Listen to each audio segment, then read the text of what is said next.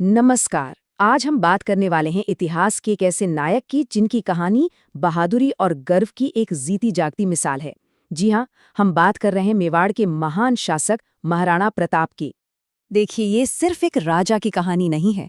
ये एक ऐसे योद्धा की कहानी है जिसके लिए ना सल्तनत, राजपाट, इससे कहीं ज्यादा जरूरी था अपना आत्मसम्मान, अपना स्वाभिमान। और यही एक उसूल उनके पूरे जीवन का कह सकते हैं केंद्र बना।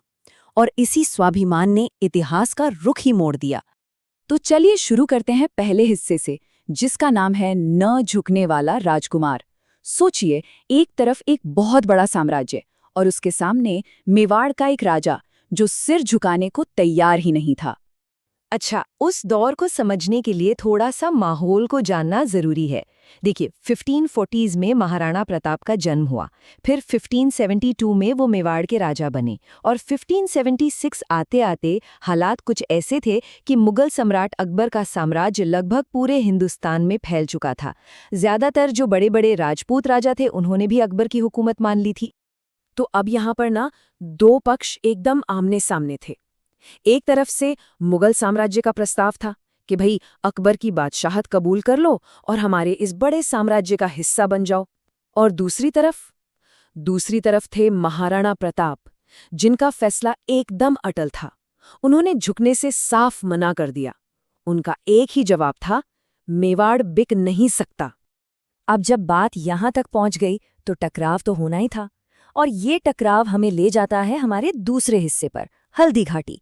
जी हाँ, वो मैदान जहाँ हिम्मत और ताकत की सीधी टक्कर हुई। एक ऐसा युद्ध जिसने सच में इतिहास बना दिया। साल था 1776। ये वो साल है जो इतिहास के पन्नों में हमेशा के लिए दर्ज हो गया। यही वो वक्त था जब महाराणा प्रताप और अकबर की फौजें आमने सामने आ खड़ी हुईं। तो मैदान में दो सेनाएं थीं। एक तरफ महाराणा प्रताप की मुट्ठी भर सेना और दूसरी तरफ मान सिंह के नेतृत्व में एक बहुत बहुत बड़ी मुगल सेना। मतलब गिनती में तो कोई मुकाबला ही नहीं था, जमीन आसमान का फर्क था। पर प्रताप की सेना के पास एक ऐसी चीज थी जो उन्हें खास बनाती थी, और वो था उनका गजब का हौसला। भले ही वो गिनती में कम थे, लेकिन उनका जो साहस था ना, वो पहाड़ जैसा मजबूत था। असल में उनकी ताकत उनकी तलवारों से ज्यादा उनके उस जज्बे में थी जो कभी हार मानना जानता ही नहीं था। और इसी लड़ाई में ना एक और हीरो सामने आया, महाराणा प्रताप का वफादार घोड़ा चेतक। लड़ाई में उसे बहुत गहरे घाव लगे, लेकिन फिर भी अपने घायल मालिक को वो मैदान से सुरक्षित दूर ले गया। और जैसे ही उसे लगा कि उसका मालिक सुरक्षित है, चेतक ने अपने प्राण त्याग दिए। उसकी वफादारी की कहानी आज भी मिसाल दी जाती है। अब आते हैं तीसरे हिस्से पर, अस्तित्व और स्वाभिमान। देखिए, हल्दी घाटी का युद्ध खत्म हुआ, लेकिन संघर्ष खत्म नहीं हुआ था। असल लड़ाई तो अब मैदान के बाहर भी लड़ी जा रही थी। युद्ध के बाद महाराणा प्रताप ने महलों का सुख छोड़ दिया और जंगलों पहाड़ों को अपना घर बना लिया। हालात इतने ज्यादा मुश्किल थे कि कई बार उनके परिवार को खाने के लिए सिर्फ घास की रोटियां मिलती थीं। लेकिन सोचिए, इतनी मुश्किलों के बाद भी एक चीज थी जिसे उन्होंने कभी अपने से दूर नहीं होने दिया, और वो था उनका स्वाभिमान। मतलब अपना आत्मसम्मान, अपना गौरव।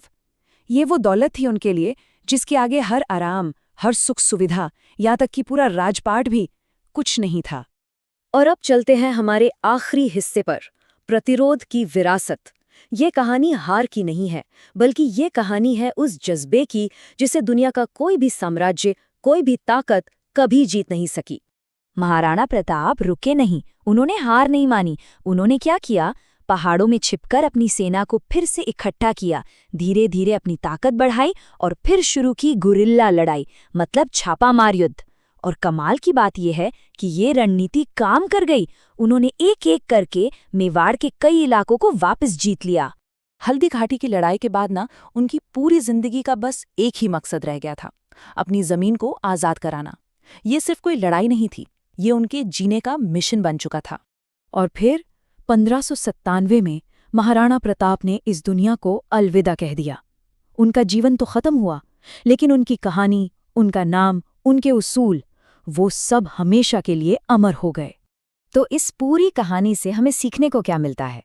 महाराणा प्रताप ने हमें यही सिखाया कि असली जीत तलवार चलाने से नहीं मिलती।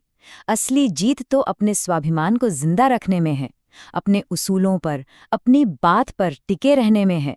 और जाते जाते ये कहानी आज हम सब के लिए एक सवाल भी छोड़ जाती है कि आज के इस दौर में इस तरह से लड़ने का और अपने आत्मसम्मान के लिए खड़े होने का आखिर क्या मतलब है। ये एक ऐसी विरासत है जो शायद वक्त के साथ और भी ज्यादा जरूरी होती जा रही है।